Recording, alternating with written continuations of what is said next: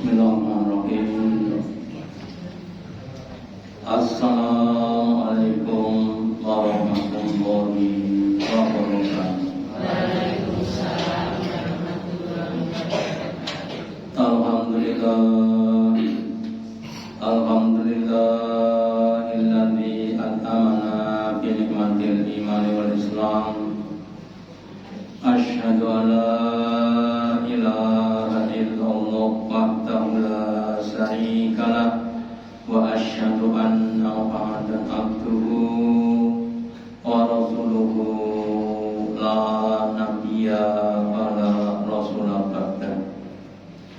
Allahumma sholli ala Muhammad wa ala ali Muhammad kama shallaita ala ali Ibrahim innaka Hamidum Majid wa barik ala Muhammad wa ala ali Muhammad kama barakta ala ali Ibrahim innaka Hamidum Majid.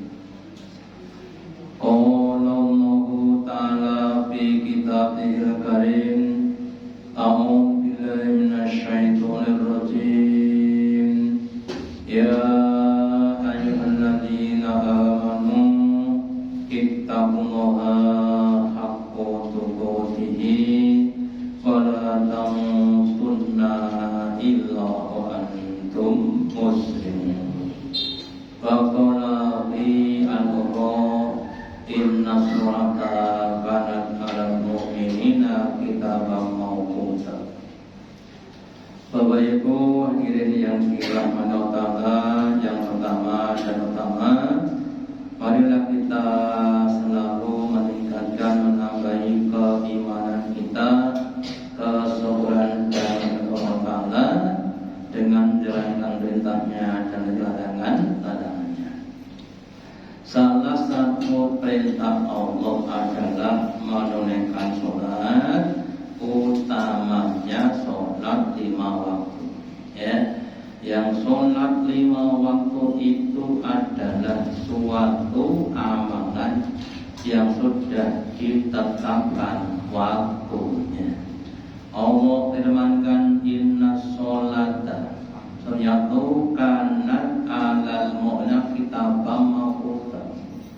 Sesungguhnya sholat itu bagi orang-orang yang beriman adalah suatu amalan yang sudah ditetapkan waktunya. Lah waktu sholat itu disesuaikan dengan peredaran matahari. Kalau matahari itu ada di belahan utara itu, maka yang di sana seperti kita, itu mungkin malamnya lebih panjang sehingga subuhnya lebih mundur dan sebaliknya. Kalau mataharinya di selatan, artinya apa? Artinya siangnya lebih panjang sehingga subuhnya maju. Ini saya beberapa hari ini mencermati Pak, suaranya Pak. Mencermati untuk sholat subuh itu semakin banyak yang belum rawuh. Kenapa? Biasanya 4:30 kok jam 4 wis adzan. Napa ngimpine rung tutup. Dan juga Jumat. Sampai saya mengingatkan Jumat itu kan waktunya duhur. Duhur itu sekarang jam 11.28 atau 12:30. Sehingga maaf saja yang mungkin masih punya pekerjaan sebagainya, belum bisa datang di sholat Jumat pada waktunya. Yang kami yang menyesuaikan adalah kita. Kenapa yang butuh itu kita butuh kepada Allah. Dan itu memang sampai suatu ujian. Sehingga Bapak Ibu, kalau kita diuji Allah dengan bolak-baliknya waktu sholat tetap kita istiqomah, insya Allah akan dapat derajat kita. Bahkan monggo kegiatan yang termasuk tidur siang, nek wingi dereng adzan jam 3 Pak. Turunnya cuma 2 jam, jam tekan jam 3. Ini turun jam 8 tengah terus ada belum sempat ngimpi. Ini bagi yang tidur siang kira nggak yang kami harus merelakan demi cinta kepada Allah Ta'ala. Yaitu dan pada malam ini saya akan menyampaikan judul Menggapai Cinta Allah. Maksudnya kita berusaha dengan sekuat tenaga untuk supaya Allah cinta pada kita. Ya, lah apa toh untungnya dicintai Allah Ta'ala? Salah satu hadis menjelaskan bahwa kalau Allah sudah cinta kepada hambanya, maka seluruh semesta alam akan diperintah Allah untuk cinta kepada orang yang dicintai Allah Ta'ala. Ya, sehingga semua makhluk akan datang untuk memberikan manfaat. Anaknya, istrinya, tetangganya, ya. Bahkan orang yang tidak dikenal, tidak jauh kenal juga binatang, anak akan semuanya akan kepada lagi. Dan sebaliknya, kalau orang itu dibenci Allah, maka seluruh akan benci kepada dia. Orang yang semuanya berusaha untuk supaya dicintai orang. Lah terus bagaimana caranya? Cara yang pertama adalah kita punya sikap namanya zuhud dunia. Zuhud itu kalau pada zaman dulu diartikan sebagai orang yang tidak mau dunia. Ya, sebagai orang pada zaman sekarang sebagian orang mengatakan zuhud itu bukan tidak butuh dunia, tetapi zuhud itu tidak menjadikan dunia sebagai tujuan hidupnya, tetapi menjadikan dunia sebagai sarana, wasilah, alat, media untuk mencapai tujuan itu masuk ke dalam surga. Jadi dunia sebagai alat, bukan satu tujuan. Sehingga yang pangapunten yang zuhud itu tidak mesti miskin. Ya, orang kaya bisa zuhud, orang lain bisa tidak zuhud. Ada suatu kisah yang mengenai Bapak Ibu, pada zaman dulu ada seorang kiai yang hidup miskin. Ya, kemudian dia punya beberapa murid. Suatu saat muridnya berkata pada kiai tadi, Jengyai, besok saya akan pergi ke suatu tempat di sana. Ya, ternyata berkata, wahai muridku, jika engkau pergi ke sana, ya, tolong temuilah temanku seperguruan dulu yang sama-sama mencari ilmu. Oh ya, siap ya.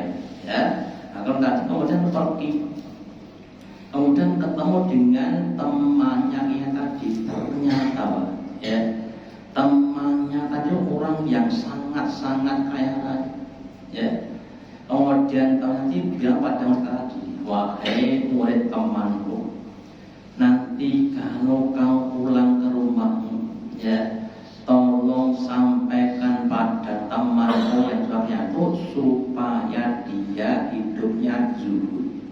Ya, kemudian muridnya bingung, ini gimana?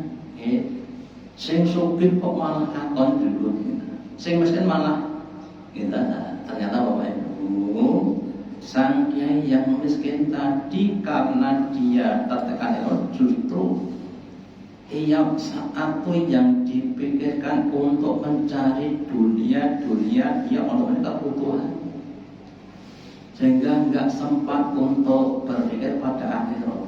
Ya, sedangkan teman yang kaya tadi dia tidak memikirkan dunia. Ya, kekayaannya itu justru digunakan untuk mencari bala sebanyak-banyaknya.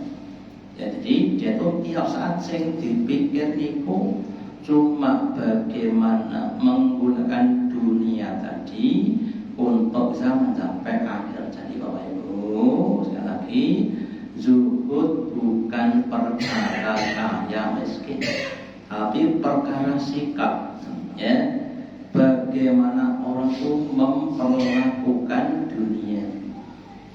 Kalau dia memperlakukan dunia sebagai tujuan hidupnya, itu namanya tidak zuhud.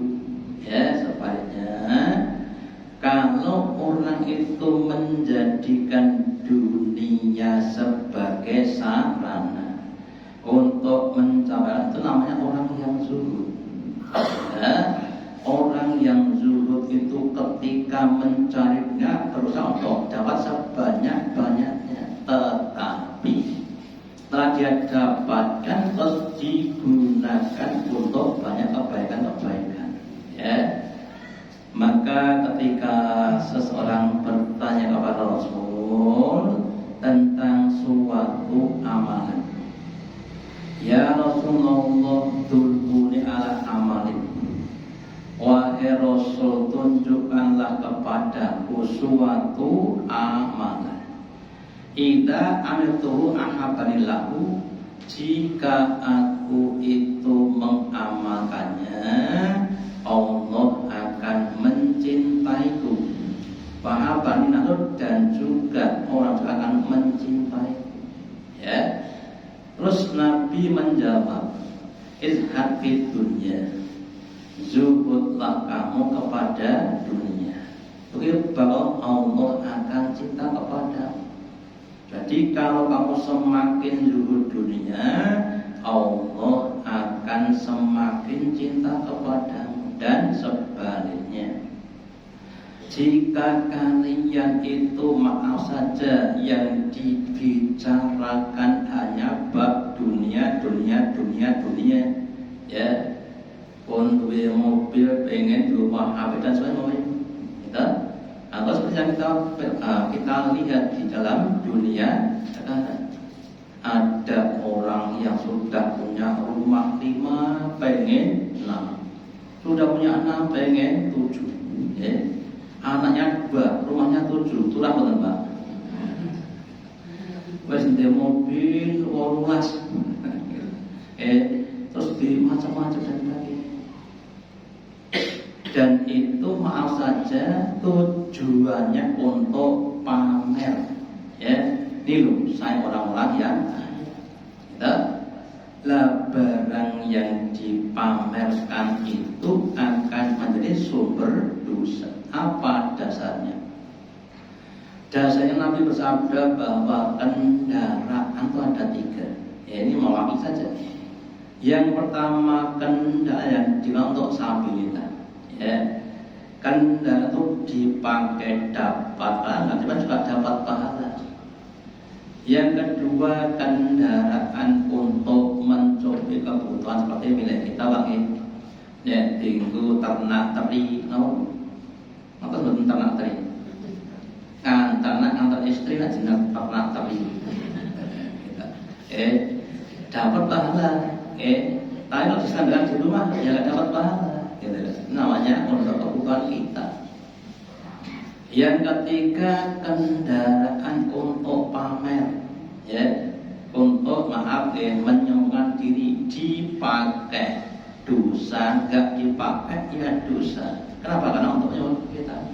Ya, yang jadi kita bawa itu, kalau diparingi harta benda yang melimpah, monggo digunakan untuk mencapai akhirat.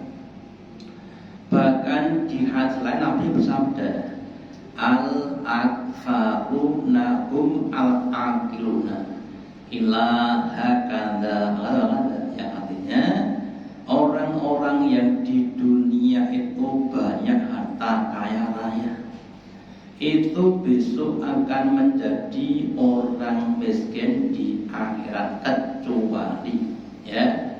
kecuali yang ketika kaya itu untuk berbagai macam kebaikan, anak yatim, fakir miskin, sabilah dan sebagainya. Ya, orang yang seperti itu akan kaya dan sampai kaya di akhirat. Contohnya Utsman bin Affan, sahabat Nabi yang kaya. Ya, Sampai sekarang sumurnya Uthman sampai sekarang masih digunakan oleh orang banyak.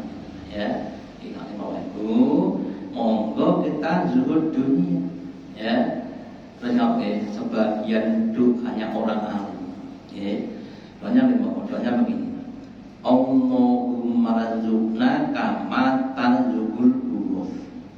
Yang artinya, ya Allah, berilah kepada rezeki sebagaimana engkau menaruh kepada bungkus. Bungkus itu apa?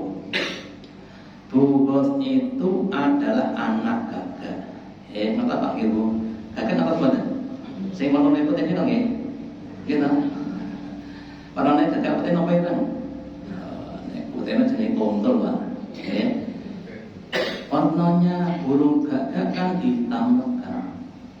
Ketika anaknya mecah dan itu potong kepalanya putih, ya. Kemudian bapaknya ingkar, aku ingin kok putih itu anakku, ya. Iya itu, ya. Kemudian dia pergi kedua anakku, ya. Kemudian Allah itu memberikan rezeki berupa dari badannya si bungkus tadi keluar aroma, ya. Yang kemudian mengundang serangga itu datang, gitu, ya. Kemudian dipatok, gitu. Maksudnya ya Allah, berilah kepadaku rezeki yang dia datang sendiri. Kalau benar sama tuh kamu maha kita Pak, kita bukan apa tadi? Golek duit kali digolek duit kenapa nih? Caranya menurut caranya. Caranya menurut sering, kalau ada nih, yang kalau tak ampun ini. Jadi caranya kita harus banyak ibadah dan ibadah. Terus itu yang pertama. Jadi kalau kita semakin di dunia nyok, Allah juga akan nyanyok kepada kita. Ya, dan kita kan Bapak Ibu, kamu itu jangan menghitung-hitung apa yang kau infakkan. Kenapa? Kalau kamu menghitung, Allah juga akan menghitung kepada kamu. Ya. Tapi kalau kamu itu infaknya nyok, ya, Allah juga berkata kepada kita. Ya. Terus orang sekarang tuh ada yang buat teori namanya teori berkelimpahan. Teori yang berkelimpahan itu bukan masalah kaya, tapi masalah hati. Ya, orang miskin pun kalau dia hatinya kaya tetap akan melimpahkan rezeki kepada orang lain. Ya. Kisah di Palestina Pak Ibu, ada seorang nenek yang rumahnya ada di rudal Israel. Ya. Suatu saat ada wartawan dari itu sedang datang ke rumahnya, gitu. Terus disambut, terus disuguh, gitu. Suguhnya dengan roti potong-potongan yang dia miliki.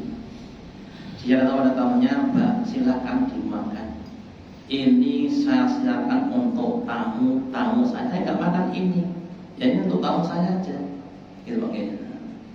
Nah, jadi meskipun dia hidupnya kekurangan, tapi dia masih menyediakan mana untuk tamu-tamunya. Namanya orang yang berkelimpah, dan menjadi orang yang berkelimpahan, merasa cukup dan tulus apa yang kepada kita. Bang. Enten jeneng Fatimah atau Aisyah radhiyallahu ada seorang ibu bawa 2 anak ke tempatnya Aisyah, ya.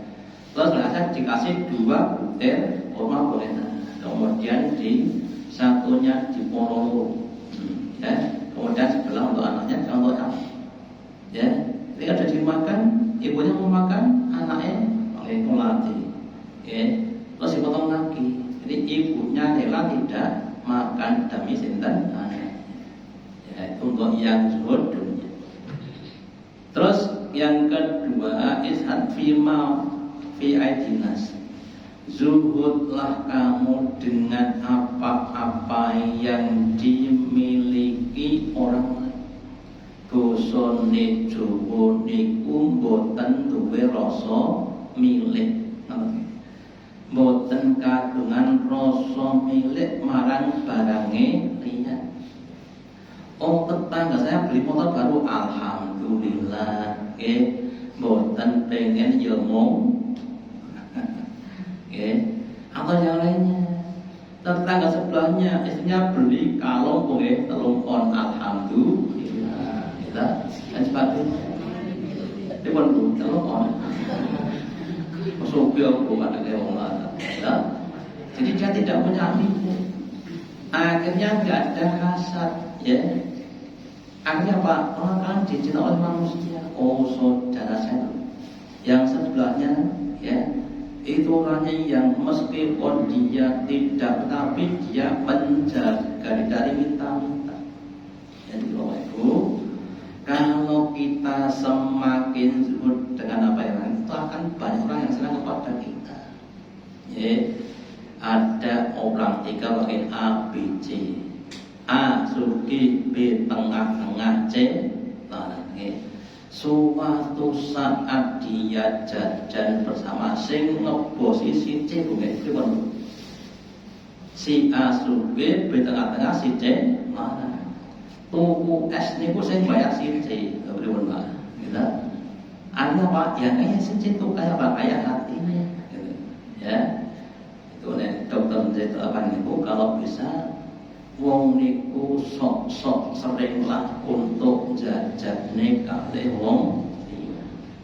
Dipun bukan tak jajake apa nang warung soto sakarmu ning maksimal 2.000. Ya apa-apa. Wes teh setengah gelas no. Jadi kita usahakan untuk zuhud dengan apapun ya oleh manusia. Contohnya bukan contoh lagi. Tidak ada kekayaan yang lebih banyak dibanding dengan rasa qanaah. Artinya kalau orang itu sudah qanaah, itu orang yang paling kaya. Ya, tonggone tumbas apapun dia tidak meri cukup dengan apa yang ada. Ya. Orang yang paling kaya, gitu. Kita yang monggo juga dikembangkan, ya, sifat qanaah kita. Saya pernah berkata saya itu saiki nek numpak motor, oke sing do nyalip aku. Pertama, napa? Motor wis tuwek, terus wonge pun tuwek. Sing saiki motor gede-gede enek apa itu? PC lah wanita ber sing wae cah nono kuwi ta tenang boten serapopo sing penting tekan nggon selamat. Jadi kita mengqanaahkan diri seperti itu, ya. Jadi kita usahakan untuk zuhud dan zuhud apa ya. Kemudian yang berikutnya, supaya kita dicintai Allah itu, kita usahakan untuk selalu mengikuti apa yang telah dicontohkan oleh Rasulullah, ya.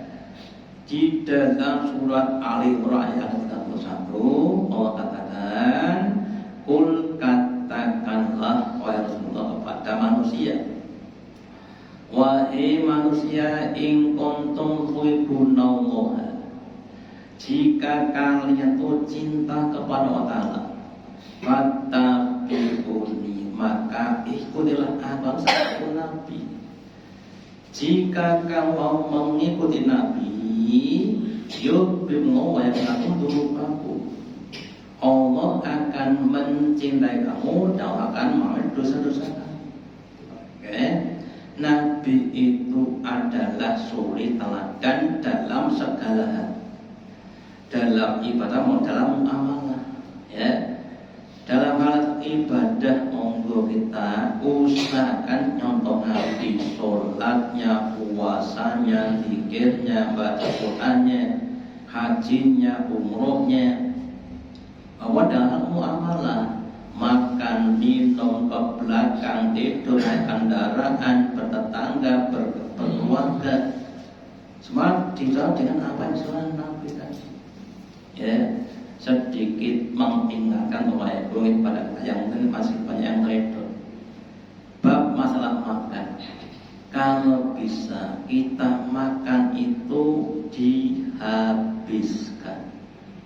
Kalau katakan seperti dilatih kaden atau bukan kaden. Kenapa bisa begitu? Karena katakan sesungguhnya akhirnya makan itu keberkahan. Jadi kalau kita makan habis berarti ada berkahnya. Apa tahu berkah itu? Berkah itu adalah ziyadatul khair, tambahnya kebaikan. Berkah itu adalah sesuatu yang dapat kita lakukan untuk mendekat kepada Allah. Ya, jika kita makannya berkah, akan mudah untuk beribadah. Tapi kalau enggak berkah, akan contoh beribadah tadi. Apa-apa yang dicontohkan Nabi itu ada suatu perbuatan yang paling efektif dan paling efisien, tepat guna dan hikmat. Contoh makan lagi, orang itu kalau makannya berlebihan, janjinya bukan pas apa akhirnya apa? Akhirnya over. Kemudian secara medis, overnya itu akan disimpan di dalam dagingnya sehingga orang jadi lebih gemuk dan seterusnya. Lain namanya tidak bermanfaat. Lah menurut Nabi itu bahwa makan itu sebetulnya sekedar untuk menegakkan tulang rusuk atau iga untuk bisa ibadah. Kalau nggak bisa, ya maksimal itu sepertiga makanan, sepertiga enam dan sepertiga udah. Ini musim paling maksimal, ya Pak. Nek padahal lawe cocok orang yo gratis pepas. Pun glege niku kudune mandek sama terus. Kudune mandek prakteke mergone. Tinggal memang yang mengamun dan bab masalah nafsu tadi. Terus Pak, jadi sebagian cara Nabi yang juga jarang di kita praktekkan apa itu? Dahar itu kalau bisa mengunyahnya agak lama,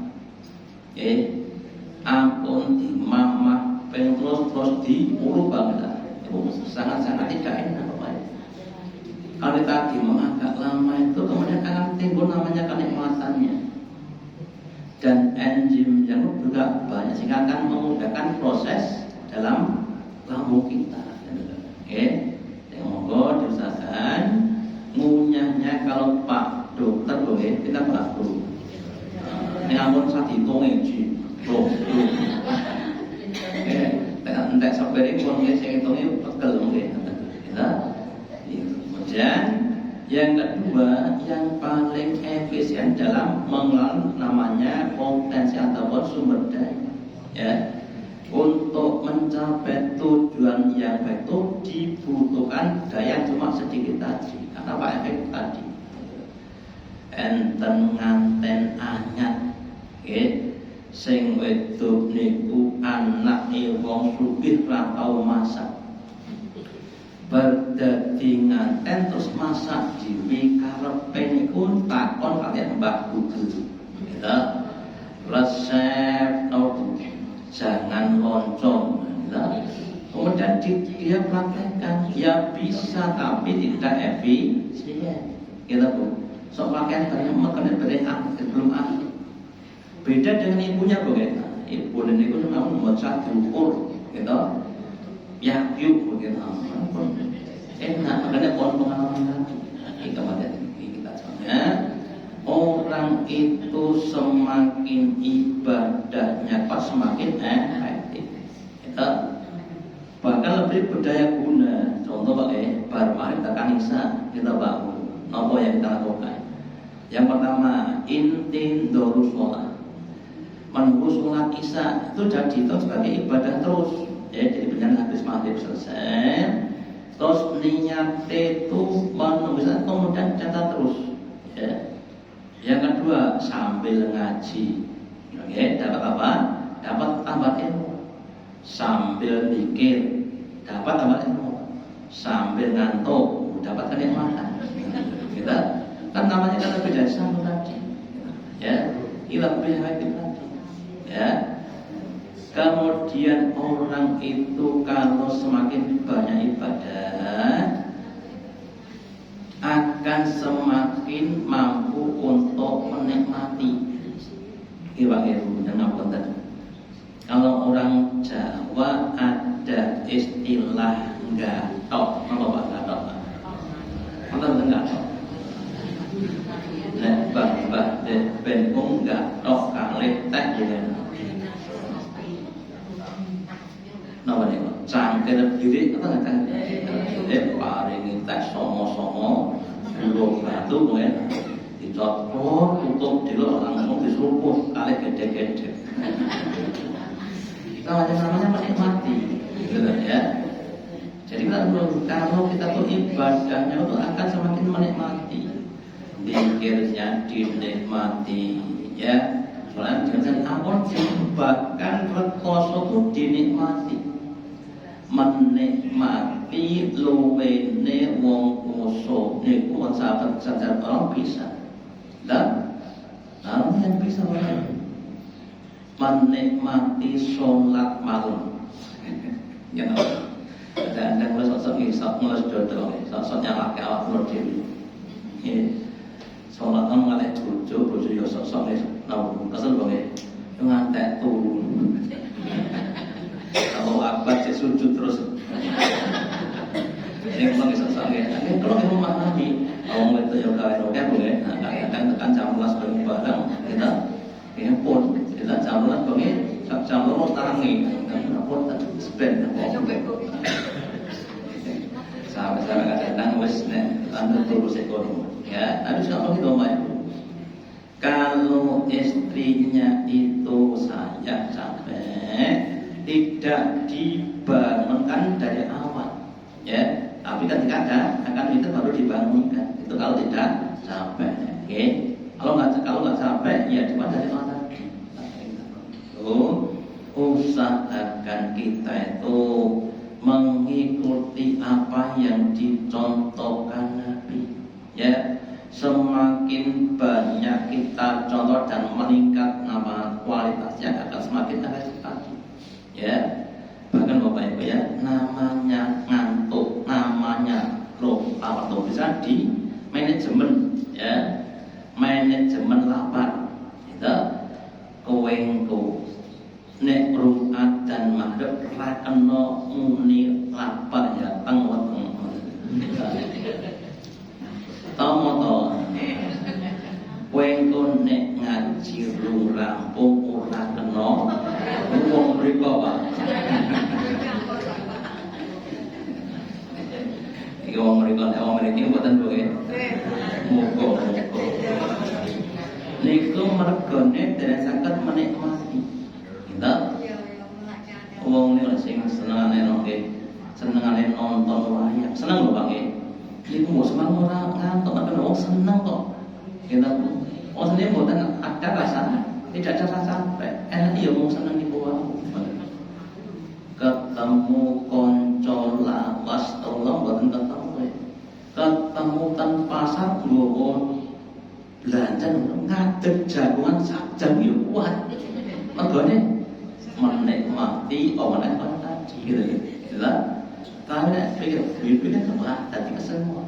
Jadi kembali monggo kita usahakan untuk bisa menikmati ibadah supaya ibadah jadi nikmat dan tidak terasa kosong. Kemudian kembali kita usahakan berbagai amal apapun yang dapat menjadikan Allah kita, dan semoga Bapak Ibu kita semuanya termasuk hamba Allah yang ditawala dan dikenal oleh semesta alam. Amin.